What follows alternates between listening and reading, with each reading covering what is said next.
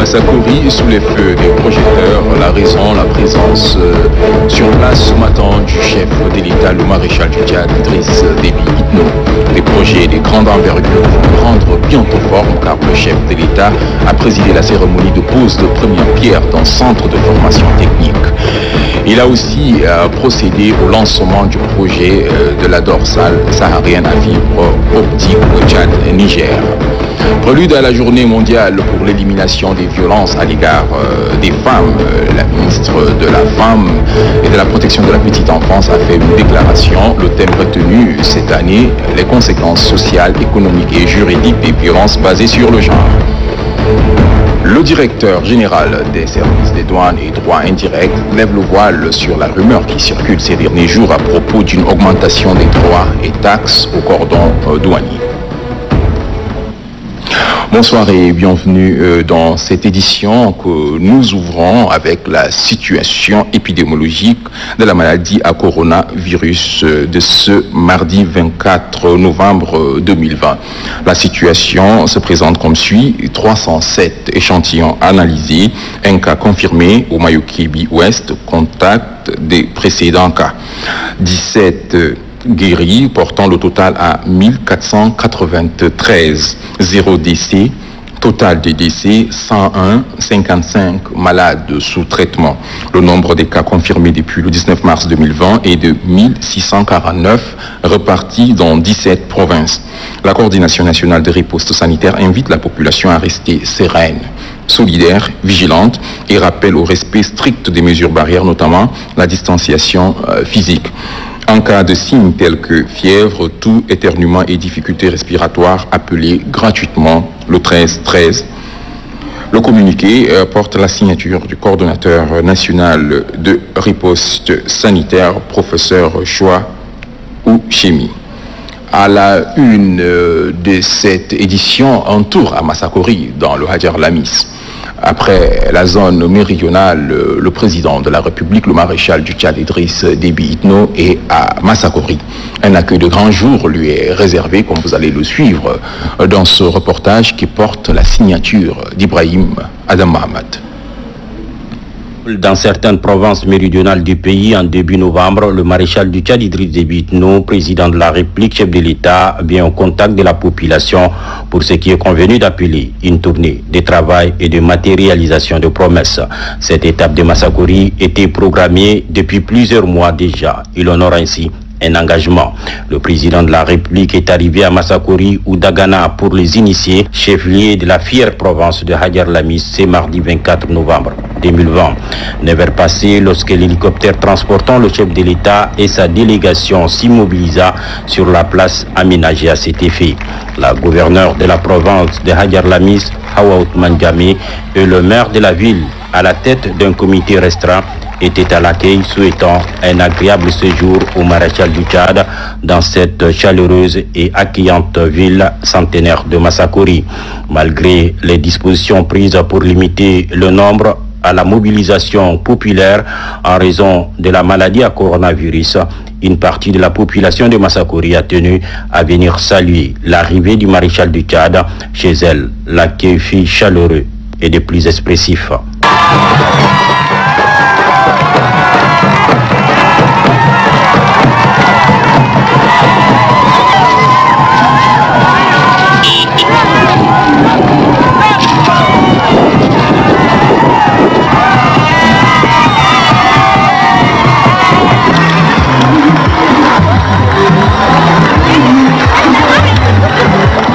Ainsi, au cours de son séjour à Dagana, le maréchal du Tchad va procéder aux poses des premières pierres de la dorsale transsaharienne à fibre optique et de la construction du centre de formation technique et professionnelle, des projets d'envergure au profit de la population de Massakori et plus largement de la province de Hadjar Lamis. Le président de la République, Idriss Déby Itno, a fait les déplacements de cette ville pour s'enquérir de l'évolution de certains chantiers et au besoin donner des instructions pour l'accélération d'autres au grand bénéfice de la population de cette province, l'une des plus grandes du pays. Pour toucher du doigt le problème que rencontre la population de Hadjar Lamis, Le maréchal du Tchad rencontrera les forces vives de la province comme il le fait lors de chacune de ses tournées de contact avec les différentes corporations de population des régions visitées. Dans le cadre de la politique du chef de l'État en faveur d'une jeunesse bien formée et totalement impliquée dans le vaste projet qu'il a amorcé en vue de faire du Tchad un pays émergent, un centre de formation technique et professionnelle verra bientôt le jour à Massakori. Le maréchal du Tchad a lui-même procédé à la pose de première pierre de construction de l'édifice. Katnouba Théophile. Les habitants de la ville de Massakori, chef-lieu de la province de Adiarlamis et ses environs, aussi joyeux, qui ont accueilli le maréchal du Tchad, le président de la République, Idriss Déby Itno, et les invités de marque venus rehausser de leur présence la cérémonie officielle de la pose de la première pierre de construction du centre de formation technique et professionnelle. De prime abord, Madame le gouverneur de la dite province a salué les efforts du maréchal du Tchad, Idriss Déby Itno, dans sa volonté d'assurer la sécurité du Tchad, de la sous-région et du continent tout entier. Docteur Hawa Ousmane Diamé, qui a vanté les mérites du président de la République, le maréchal du Tchad, Idriss Déby Itno, dans sa lutte pour le bien-être socio-économique et culturel du Tchad, a présenté quelques doléances relatives au bon fonctionnement de l'administration publique et à l'amélioration des conditions de travail et de vie dans sa province. S'en est suivi l'intervention de l'assistant de l'ambassade de l'Allemagne au Tchad, Mamad Suleiman Idi, qui a précisé que la construction d'un centre de formation technique et professionnelle contribuera certainement à lutter contre le chômage, la délinquance et l'oisiveté et permettra aux jeunes de participer valablement au développement socio-économique et culturel de leur province partant du Tchad tout entier. Un avis partagé par la ministre de la formation professionnelle et des métiers. Faudra-t-il rappeler que l'opérationnalisation de ce projet de construction du centre de formation technique et professionnelle vient compléter les nombreuses actions déjà réalisées par le gouvernement du Tchad sous la clairvoyance du maréchal du Tchad dans cette province.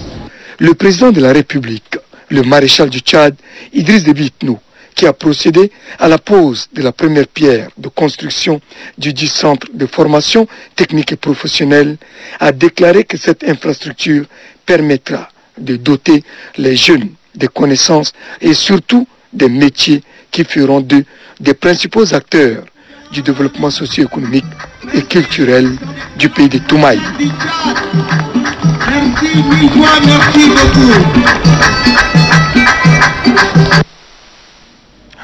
Le train du numérique, le Tchad ne doit pas le rater. Des investissements dans ce sens sont menés. Aussitôt arrivé à Massakori, le chef de l'État, le maréchal du Tchad, Idriss Déby Itno, a présidé la cérémonie de lancement officiel du projet de la dorsale saharienne à fibre optique Tchad-Niger. Ce projet porteur va contribuer à désenclaver les deux pays. Les précisions avec Vourbébé Passiri. Ce projet intégrateur entre le Tchad et le Niger marque l'élan d'un développement optimal des technologies de l'information et de la communication dans l'espace saharien. Spécifiquement, le projet va faciliter l'accès des populations, des administrations et des entreprises à des services de télécommunication de qualité, fiables et à moindre coût dans les deux pays. Le gouverneur de la province de Adiarlamis, Dr Hawa Ousmane Diamé, souligne que c'est un jour particulier car il exprime l'attachement profond du chef de l'État Idriss Déby Itno à sa population. Le représentant de la BAD, Banque africaine de développement, Lamine Zain Ali Mahamat, réitère que le projet dorsale transsaharienne est innovant et multinational et fonde son espoir dans l'amélioration des conditions de vie des jeunes et des femmes par l'auto-emploi. Pour Limos Virkos, représentant de la délégation de l'Union européenne, le ministère des Postes et de l'économie numérique doit privilégier le partenariat public-privé pour la pérennisation de ce projet. Le ministre des Postes et de l'économie numérique, Dr Idriss Saleh Bachar, relève que la dorsale transsaharienne va réduire l'exclusion spatiale et l'écart en termes de capacité de transmission de données à l'intérieur de ces deux pays. En dehors de son caractère inclusif et intégrateur servant au désenclavement numérique du Tchad et de l'Afrique, ce projet fournira une opportunité d'amélioration des connaissances dans le domaine des infrastructures à fibre optique nationale. Le mode de financement du projet multinational de la dorsale transsaharienne constitue l'expression d'un renforcement de la coopération entre le Tchad et le Niger d'une part, et d'autre part entre ces pays et les institutions multilatérales qui sont la Banque africaine de développement et l'Union européenne à travers le Fonds d'investissement pour l'Afrique et des contreparties de deux pays. Ce projet mettra en place le socle du développement du commerce électronique et des services financiers mobiles. Il prévoit l'extension des réseaux de relais à fibre optique sur 1007 km au Niger et 503 km au Tchad. Pour le président de la République, le maréchal du Tchad, Idriss Déby Itno, la dorsale transsaharienne est un projet novateur d'une importance capitale dans le cadre de l'intégration sous-régionale et continentale. Pourquoi ces infrastructures? Quelles sont les attentes par rapport à ces investissements? Le chef de l'État donne des réponses à la presse. Je vous invite à suivre un extrait de ses propos, traduit de l'arabe local par Amadei Abbas. لا شك المشاريع الاثنين ده كله مهمة للبلد خاصة مشاريع للتنمية للمهن للشباب. Sans nul doute, ces deux projets porteurs sont d'une importance capitale pour le développement du pays et surtout en faveur de la jeunesse en quête du travail après la fin des études et voire même pour ceux qui n'ont pas eu la chance d'aller à l'école. Car il y aura beaucoup d'opportunités pour la jeunesse ici même à Massakori. Ce centre de formation professionnelle destiné à la jeunesse est le deuxième après celui que nous avons lancé à Sar il y a quelques semaines. Je vous annonce aussi que d'autres provinces du pays bénéficieront de ces structures qui créeront de l'emploi pour l'ensemble de la jeunesse tchadienne. Elles sont aussi l'une des solutions idoines au problème du chômage que rencontre le jeune. En ce qui concerne le deuxième projet relatif à l'interconnexion de la dorsale saharienne à fibre optique, ce grand projet permettra à notre pays d'avoir une large ouverture sur le monde à partir de la ville de Dagana avec l'Afrique australe, l'Afrique centrale, le monde arabe, l'Asie et l'Amérique latine. Nous avons posé des actes pareils depuis le Soudan. À travers ces grands projets, nous visons une meilleure communication de qualité via l'Internet pour notre pays et pour notre jeunesse aussi. C'est un projet phare qui, dans un projet à venir, renforcera l'économie numérique du pays. Il est donc très important pour l'essor de notre pays.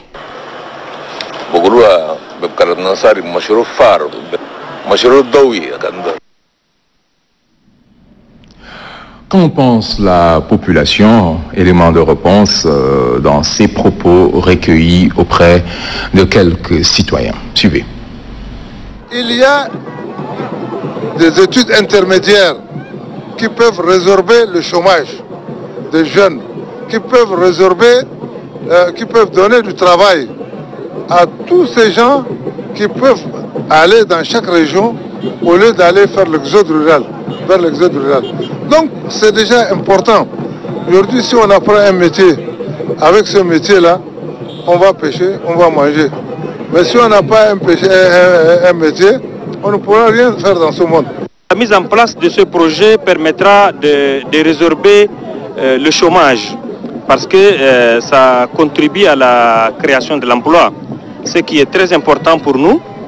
Vous savez que nous sommes une province à la porte de N'Djamena et donc les autres provinces, les jeunes des autres provinces également transitent par notre province pour arriver à la capitale. Si nous, au niveau de Hadjar Lamis, nous créons des emplois, c'est des réponses globales qui sont donnés à la question du chômage, à la question de l'exode rural. Le moment manque pour comment remercier le maréchal du Tchad.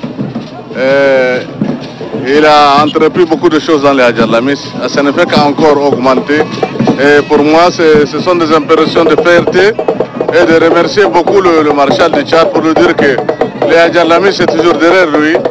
Les Adjalamis est toujours derrière le maréchal du Tchad dans n'importe quelle circonstance. Et nous vraiment remercions beaucoup. Et nous souhaitons une longue vie pour tout ce qu'il entreprend pour les Adjalamis et pour le Tchad entier. À l'agenda du président ce jour aussi à Massakori, une rencontre avec les leaders traditionnels, administratifs, militaires, jeunes et les femmes. Le chef de l'État a demandé à ces derniers de jouer pleinement leur rôle pour permettre au pays de se développer. Je vous invite à suivre un extrait de ses propos. Comme vous le savez, j'ai effectué il y a quelques jours une tournée dans certaines provinces du sud. Ma présence à Massakori ici s'inscrit dans ce cadre-là. C'est une longue visite de travail. Et il est plus qu'important pour moi de sortir de temps en temps à l'intérieur du pays,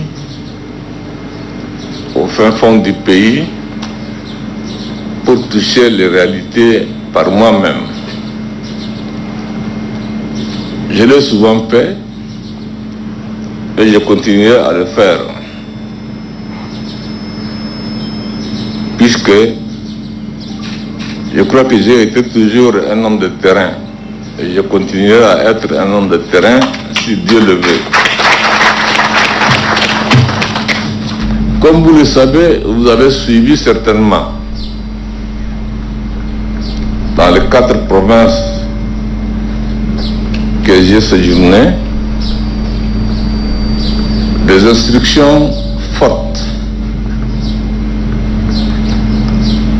ont été données à tous ceux qui de près ou de loin, alors qui ont un rôle à jouer, de manière à créer, ou tout au moins de manière à saisir toutes les opportunités que Dieu nous a offertes. J'espère que vous avez bien noté ces différentes instructions et qu'elles font l'objet aujourd'hui d'une réalité d'appropriation. Néanmoins, je voudrais tout simplement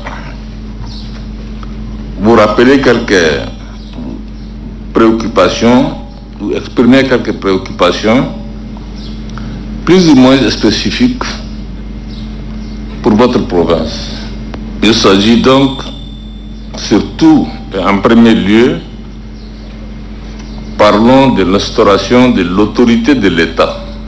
Tout le monde, chacun de vous a une responsabilité, qu'il s'agisse des administrateurs, ou qu'il s'agisse des délégués de l'administration centrale, forces de défense et de sécurité, ou les chefs traditionnels et les religieux, les femmes et les jeunes, chacun a une responsabilité vis-à-vis de la nation et doit, en termes de devoir, accomplir sa mission. Sa mission, accomplir de la bonne manière. Nous avons un beau pays.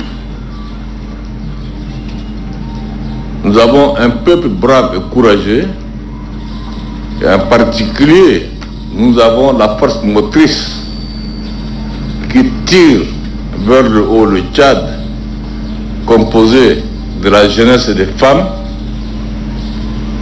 Il faut que les Tchadiens s'y mettent au travail. Propos recueillis par Ibrahim Adam Mahamat. Un autre volet de l'actualité, l'Assemblée nationale organise depuis ce matin la première session des députés membres du comité d'évaluation des politiques publiques. Cette session, axée sur le renforcement des capacités de ces élus du peuple, s'est déroulée sous les auspices du président de l'Assemblée nationale, Dr Haroun Kabadi, en présence du ministre de la Communication porte-parole du gouvernement, Chérif Mohamed Zein. Étaient également présents des partenaires au développement. Les précisions avec Mohamed Suleiman.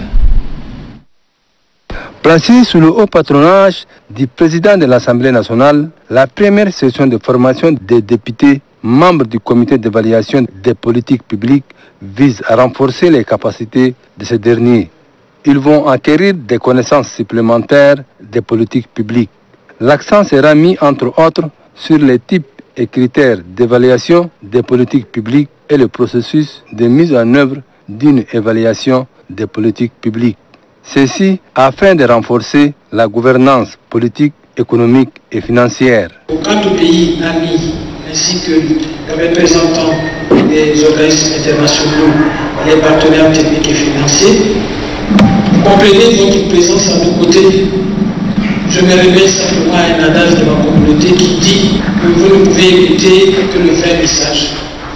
Et le vrai message ne sort que de la bouche du concerné qui est le président de l'Assemblée. Le président de l'Assemblée nationale, dans son allocution, appelle les élus du peuple à la responsabilité.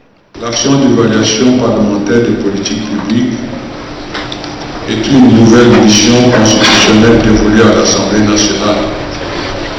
Comporte de grands enjeux de gouvernance et exige de la part des membres du CEP parfaite maîtrise de la méthode méthodologique pour parvenir à l'atteinte des objectifs fixes. Cette première session de formation regroupe les membres du comité d'évaluation des politiques publiques, ceux du bureau de l'Assemblée nationale, le président du groupe parlementaire et les assistants de la cellule technique d'appui. Le ministre de la Femme et de la Protection de la Petite Enfance a fait une déclaration relative à la Journée mondiale pour l'élimination des violences à l'égard des femmes. 16 jours d'action du 25 novembre au 10 décembre pour l'élimination de toutes les formes de violence à l'égard des femmes. Le thème retenu pour cette année est les conséquences sociales, économiques et juridiques des violences basées sur le genre. Un extrait de ses propos. La déclaration sur l'élimination des violences à l'égard des femmes, adoptée par l'Assemblée générale des Nations unies en 1993, définit la violence à l'égard des femmes comme tout acte de violence dirigé contre le sexe féminin et causant ou pouvant causer aux femmes un préjudice ou des souffrances physiques, sexuelles ou psychologiques, y compris la menace de tels actes, la contrainte ou la privation arbitraire de liberté, que ce soit dans la vie publique ou la vie privée. La Journée internationale pour l'élimination des violences à l'égard des femmes marque aussi le lancement des 16 jours d'activisme. La campagne des 16 jours d'activisme est utilisée comme une stratégie organisée en vue de mener des actions collectives à l'élimination de toutes les formes de violence à l'égard des femmes perpétrées par des individus ou des groupes à travers le monde. Cette campagne constitue une opportunité pour susciter l'implication de l'ensemble des acteurs nationaux et internationaux contre les violences basées sur le genre. En effet, la violence à l'égard des femmes et des enfants est une atteinte grave à leurs droits fondamentaux. Elle se manifeste sous diverses formes, à savoir les mutilations génitales féminines, le mariage précoce, les violences sexuelles, les maltraitances psychologiques et émotionnelles. Le gouvernement de la République du Tchad, sous la clairvoyance du maréchal Idriss Déby Itno, président de la République, chef de l'État, a enregistré de nombreuses actions tendant à l'élimination des violences à l'égard des femmes.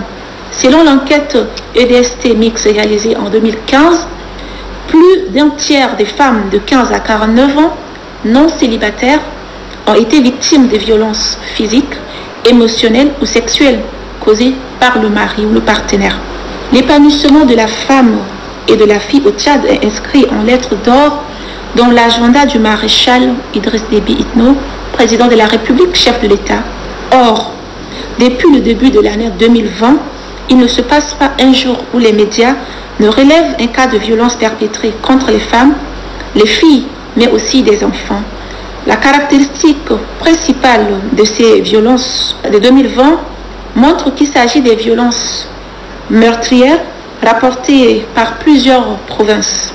Devant l'ampleur de cette situation, il est nécessaire et urgent d'agir contre l'impunité des acteurs des actes de violence qui constituent le noyau dur des souffrances des victimes. Le gouvernement de la République du Tchad, sous la clairvoyance du maréchal du Tchad Idriss Déby Itno, président de la République, ne ménagera aucun effort pour lutter contre toute forme de violence et donner aux femmes les moyens nécessaires à la réalisation de leurs objectifs visant à leur autonomisation. Le ministère de l'Éducation nationale et de la promotion civique, de concert avec l'UNICEF, organise depuis ce matin un atelier de formation des formateurs sur les normes et standards en matière d'eau, assainissement et hygiène en milieu scolaire. Une formation vitale puisqu'elle permettra à un grand nombre d'élèves d'être à l'abri des maladies hydriques. Cette formation d'une durée de 4 jours se déroule à Mara. Joseph Ngarto. Pour l'amélioration des conditions d'apprentissage des enfants, telle est la préoccupation majeure du ministère de l'Éducation nationale et de la promotion civique et ses partenaires. C'est dans cette optique que se tient cette formation qui vise à renforcer les capacités des formateurs sur les normes et standards de l'eau, d'assainissement et d'hygiène en milieu scolaire au Tchad. C'est la résultante de la stratégie nationale de l'eau, de l'assainissement et l'hygiène dont le document est validé au début de ce mois. Notre présence à cet atelier est un devoir afin d'améliorer les conditions d'apprentissage des enfants et d'alléger les difficultés qu'éprouvent les enfants scolarisés à accéder à certains services de base. Cette rencontre de transfert des compétences par le consultant a vu la participation de 35 cadres des ministères sectoriels issus de N'Djamena. Depuis un certain temps, des rumeurs circulent sur l'augmentation des droits et taxes au cordon douanier. Le directeur général des services des douanes et droits indirects lève le voile sur la question. Pour lui, il n'y a pas d'augmentation des droits et taxes, mais uniquement un recadrage. Je vous invite à suivre un extrait de ses propos. Le directeur général des services des douanes et droits indirects tient à préciser ce qui suit. Et le recouvrement de tout le prélèvement réel est à la compétence exclusive du domaine de la loi. Et aucune administration fiscale et douanière n'est habilitée à augmenter ou diminuer les droits et taxes. Voulant remédier à cette situation qui pénalise le trésor public, l'administration a réactualisé les valeurs indicatives par l'arrêté numéro 134 qui réduit le taux de pression fiscale à 48% de la valeur imposable en verrouillant dans le système informatique sa perception intégrale au profit du trésor public.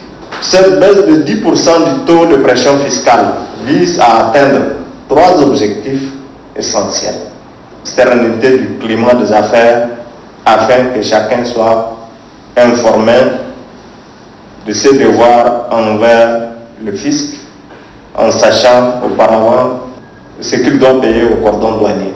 L'administration de douane porte à la connaissance de l'opinion publique qu'il n'y a aucune augmentation de droits et taxes, mais uniquement un recadrage pour leur orientation effective vers le trésor public. Mission de l'Agence nationale des titres sécurisés, conduite par son directeur général, Mohamed Omar Kessou, séjourne depuis hier à Moussoro, dans la province du Bahr el Ghazal. Objectif, offrir les services de cette agence à la population de la localité. Ali Adoum Issa. Le lancement officiel de la mission de l'Agence nationale des titres sécurisés, ANAT, dans la province du Bahr el Ghazal, a eu lieu à la mairie de Moussoro. C'est en présence des autorités locales que le gouverneur de la province du Bahr el Ghazal, Ramadan Erdogan Dougourou, a lancé les activités de cette mission. Après avoir visité les salles où sont installées les équipes pour voir des visites la faisabilité des choses, Mohamed Oumar Kessou, directeur général de l'Agence nationale de titres sécurisés, a situé les objectifs et les services qu'offre l'équipe mobile à la population de Bahr el Ghazal. Pour lui, l'ANAT offre des services tels que la délivrance des cartes d'identité nationale, les passeports, les permis de conduire et la carte grise. Conscient des difficultés liées à la distance et à l'accès des services au niveau de N'Djamena, nous sommes venus aujourd'hui sur place pour alléger la souffrance de la population de Bahr el Ghazal en leur offrant nos services, a conclu Mohamed Oumar Kessou. Lançant les activités, le gouverneur de la province du Bahr el Ghazal, Ramadan Erdougou, se réjouit de l'initiative prise par l'Agence nationale des titres sécurisés et leur rassure son appui total pour la réussite de leur mission. Pour finir, le gouverneur a demandé à tous de respecter les mesures barrières édictées par le gouvernement pour lutter contre la Covid-19. Les sinistrés du site de Farcha reçoivent depuis ce matin des kits de denrées alimentaires. La distribution est assurée par la Croix-Rouge du Tchad, l'Agence de développement économique et social ADES et la Fondation Grand Cœur. Mohamed Lamana. Nous allons revenir sur cet élément dans nos prochaines éditions. Une page noire dans cette édition, les obsèques de Khalil Dabzak ont eu lieu ce matin au domicile familial de ce grand commis de l'État qui s'est éteint à Paris de suite de maladie. Omar Ibrahim. L'ancien ministre et haut fonctionnaire Khalil Dabzak, décédé le 17 novembre dernier en France, est inhumé ce mardi au cimetière de la Madji. À la place mortière, parents, amis et connaissances se sont mobilisés pour lui rendre un dernier hommage. Nous avons travaillé quand lui s'est déplacé à la TIT, parce qu'il y avait eu des changements. En ce moment-là, lui, à moi, il m'a viré vers Alcatel. Donc j'étais le représentant d'Alcatel au Tchad ici. Donc je faisais des installations téléphoniques. Sur le plan de travail, là, lui, il est bien avec tout le monde. Ali n'a jamais fait de problème avec quelqu'un au travail. Dans la famille, la tristesse est bien perceptible. Les enfants du défunt ne cachent pas leurs émotions. Merci le maréchal pour le soutien qu'il nous a apporté pour le rapatriement du corps. Ça a été très difficile pour nous. Alhamdoulilah, aujourd'hui on a pu l'enterrer. La seule chose que j'ai à dire, c'est que c'est quelqu'un qui aimait son pays. Il aime beaucoup. Son absence, c'est Allah subhanahu wa ta'ala qui l'a rappelé. Donc on n'y peut rien faire. Et alhamdoulilah, il l'a laissé avec nous presque 80 ans. On remercie Allah subhanahu wa ta'ala pour ce qu'il nous a offert et il l'a reprise. Il lui appartient. Donc. Khalil Dabzak a intégré le gouvernement en 1982 avec les portefeuilles des télécommunications et plusieurs autres postes de responsabilité sous le régime du Sénabri. Il est né le 6 décembre 1941 à Tougouma, non loin du mont Emekossi, dans les Tibesti. Il est marié et laisse derrière lui 6 enfants, dont 3 garçons et 3 filles.